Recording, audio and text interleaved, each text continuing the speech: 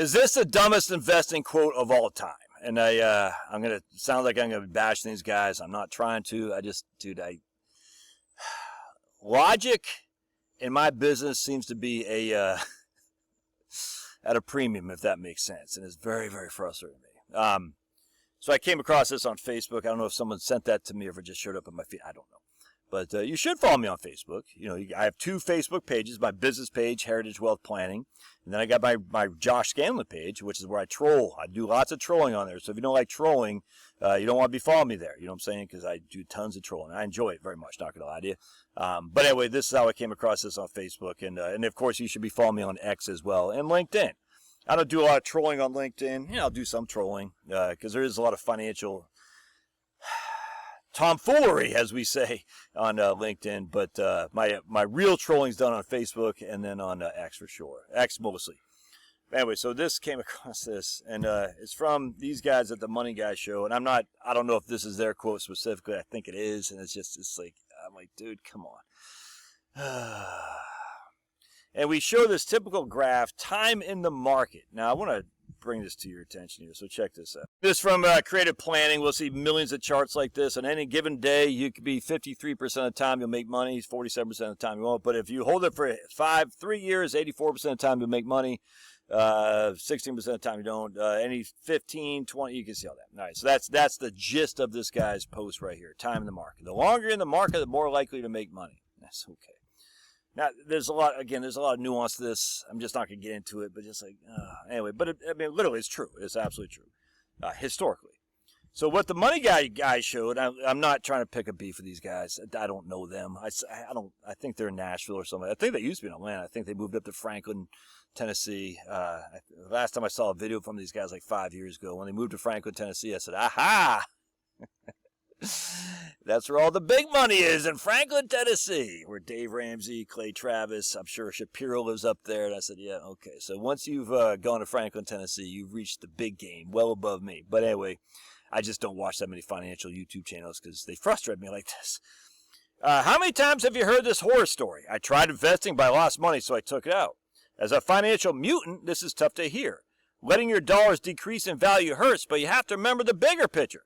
That is why we love our community so much. Just when you see those dollars going down, you'll hear a financial mutant. I guess they're calling themselves financial mutants. A few steps ahead of you saying, time for me to buy at a discount. While you might not be in a position to do that yourself yet, you get a reminder from a friend that was once in your shoes. The power of community is strong. We're lucky to have such a great one. Do you see what the insanity, the idiocy of this quote is? So they're using a graph to show that time in the market, if you just hold in there, you probably won't lose money. At the same time, they're saying, here's a financial mutant a few steps ahead of you, time for me to buy at a discount. Well, you see how this is completely a dichotomy here. How could you preach time in the market is where you make your money if you have money that's sitting in the cash waiting for a discount? That doesn't make any sense. You can't have it both ways. You can't say the market goes up, so you should stay in the market. Don't lose money. Don't worry about losing money today, because the longer you're in the market, you'll get it back and more so. And then turn around and say, I'm sitting all this cash, which I can now deploy because I was liquid. You're going against what your own saying is. I've always hated this argument. I've hated it since day one. I've heard this a million times. Time to buy at a discount. Oh, no, I'll hear people say all the time, I didn't get scared in 2008. Oh, I bought a discount. Oh, so you weren't in previously. Because if you're in the market, you can't inherently buy at a discount unless we're just talking regular dollar cost averaging. But that's not what these guys imply. I hear it all the time on commentators. No, man, 2022, when the Fed was raising, I was going all in.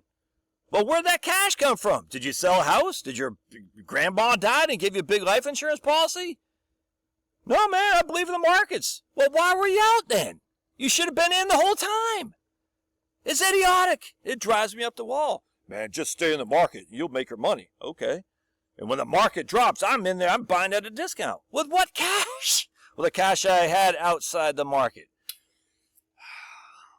Oh, like I said, man, logic and financial planning is at a premium. That's for sure. Because it's just, don't tell me to ride out the ups and downs because the market will grow over time, and then turn around and tell me I bought at a discount. I always say, with what cash? With the cash I had that was in the market. It's freaking so stupid. I just can't take it. All right. God bless. We'll see you.